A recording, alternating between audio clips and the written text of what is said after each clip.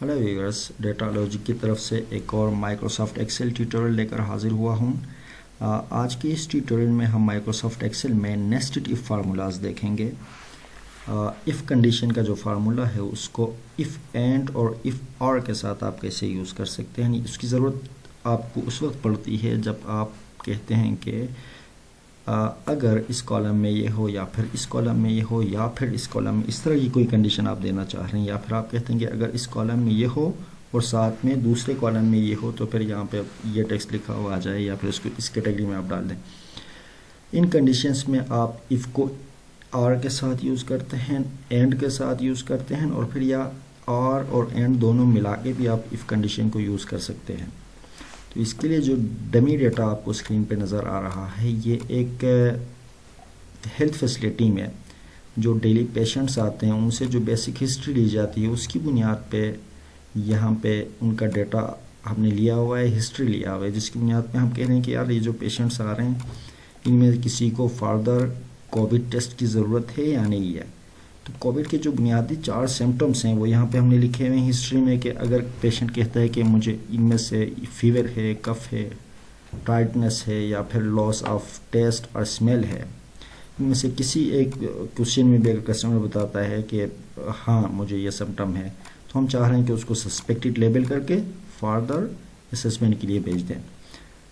Simply हम चाह रहे हैं कि अगर इन चारों कॉलम्स में से किसी भी एक में अगर येस लिखा हुआ आए तो आगे हमारे पास इस कॉलम में ऑटोमेटिकली सस्पेक्टेड लिखा हुआ आए, ताकि हम इनको फिल्टर आउट करके फर्दर इन लोगों से कांटेक्ट कर सकें। ठीक है जी। तो ये आप इफ़ फार्मूला इस सूरत में जो यूज़ होगा वो इफ़ और आर के साथ यूज़ होगा। आप कह रहे हैं कि if this column is equal to yes, और this column is equal to yes, और this column is equal to yes, और this column is equal to yes. तो इसको कैसे करते हैं ये आपको समझाते हैं। ठीक है जी। सिंपली इस पे जाते हैं, ये हटा के दोबारा करते हैं। आप क्या करते हैं कि यहाँ पे इज इक्वल टू इफ़, फिर पैरेंथेसिस ओपन करेंगे और, ठीक है जी। इसके बाद ये पहला जो कॉलम है हम चाह रहे हैं कि C3 अगर इज इक्वल टू कॉमास के अंदर लिखेंगे येस, क्योंकि टेक्स्ट है इसलिए कॉमा के अंदर हमेशा लिखना पड़ता है, जैसे इफ़ में आप करते हैं। अगर वैल्यू होती कोई तो एग्जैक्टली वही वैल्यू, या फिर ग्रेटर देन या इक्वल टू सीधा वो वैल्यू लिखते हैं। कॉमा, कॉमा के बाद दूसरा जो कॉलम है अगर ये column is equal to yes है, या फिर कॉमा के बाद तीसरा कंडीशन बताएंगे E3 अगर इज इक्वल टू यस है, कॉमा के बाद अगर F2 is equal to yes है, उसके बाद ब्रैकेट ओपन करके इसको बताएंगे कि, तो फिर ये पैरेंथेसिस क्लोज करने के बाद जो कॉमा है इसका मतलब है, आम यूं समझ लीजिए आम लफ्ज़ में आप, कि तो फिर यहाँ पे लिखा हुआ आए सस्पेक्ट केस। ठीक है जी।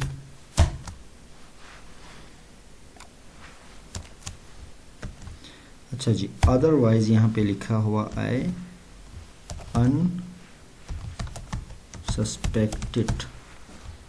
ठीक है जी। इस फार्मूला को अगर आप देखें, हमने क्या कहा कि अगर C3 is equal to yes हो, D3 येस हो, E3 में येस हो या F3 में येस हो तो फिर सस्पेक्टेड लिखा हुआ आ जाए, अदरवाइज अनसस्पेक्टेड लिखा हुआ आ जाए ये G3 वाले कॉलम में जहाँ पे हमने फार्मूला टाइप किया हुआ है। इसको इंटर करें, फार्मूला को ड्रैग एंड ड्रॉप कर देते हैं। लेकिन जी जहाँ कहीं पे भी इन चारों कॉलम्स में कहीं एक पे भी अगर येस है, इसको नो करके देख लें, तो यहाँ पे सस्पेक्टेड लिखा हुआ आ रहा है। ये आप इस फार्मूला को और के साथ कैसे यूज़ करते हैं ये आपको बता रहे थे। अब आप इस फार्मूला को एंड के साथ कैसे यूज़ कर सकते हैं, इसके लिए हम एग्जाम्पल जो डेटा है दूसरी शीट पे जाते हैं। अच्छा, हम चाह रहे हैं कि यहाँ पे बेसिकली कुछ स्टूडेंट का डमी डाटा है, मैथ और इंग्लिश सब्जेक्ट में उनके नंबर्स हमारे पास लिखे हुए हैं। हम चाह रहे हैं कि अगर मैथ में किसी भी स्टूडेंट ने 45 या 50 प्लस नंबर लिए हैं और इंग्लिश में 60 प्लस लिए हैं तो वो पास हो। अगर किसी भी स्टूडेंट ने मैथ में लेस देन 40 नंबर लिए हैं या फिर इंग्लिश में लेस देन 60 लिए हैं तो वो फेल हुआ लिखा आ जाए रिजल्ट वाले कॉलम में। तो इस सूरत में आप दो कॉलम्स में कह रहे हैं कि अगर यहाँ पे ये हो और साथ में इस कॉलम में ये हो, तो इस सूरत में आप इफ़ एंड का फार्मूला यूज़ करेंगे। मिसाल के तौर पे is equal to if and,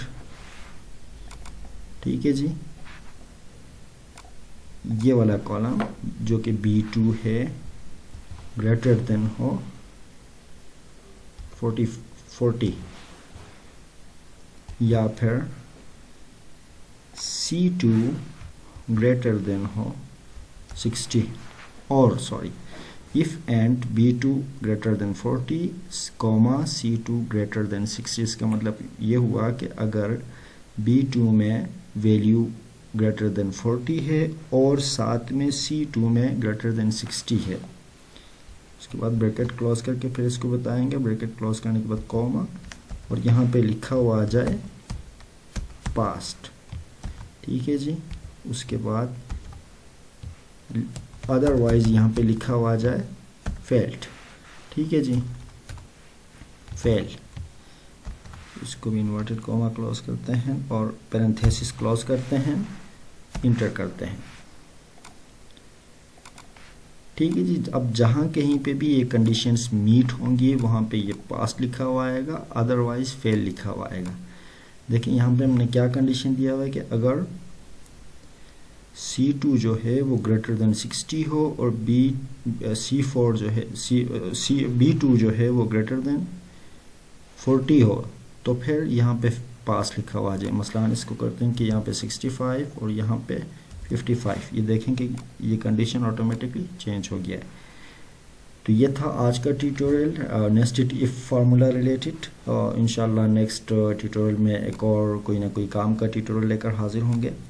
kindly हमारे डेटा लॉजिक के फेसबुक पेज को सब्सक्राइब कर आप लाइक करें और हमारे यूट्यूब चैनल को भी साथ में सब्सक्राइब करें। इससे हमें काफ़ी इंकरेजमेंट मिलती है और हम रेगुलर बेस पे इंशाल्लाह आपकी खिदमत में ट्यूटोरियल बना के अपलोड करेंगे आप लोगों के लिए।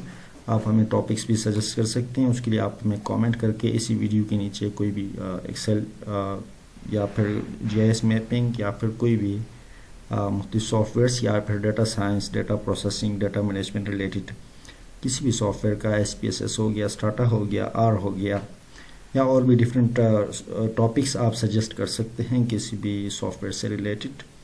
अगर वो हमारे टेक्निकल जोन से आउट कोई सॉफ्टवेयर आप बता रहे हैं तो आपको हम रिप्लाई देंगे इंशाल्लाह कि इस पे हमें खुद कमांड नहीं है। अदरवाइज़ हम पूरी कोशिश करेंगे कि आपकी रिक्वेस्ट को हम आपकी रिक्वेस्ट पे बिल्कुल आपको आपका मनपसंद ट्यूटोरियल बना के आपको अपलोड करें।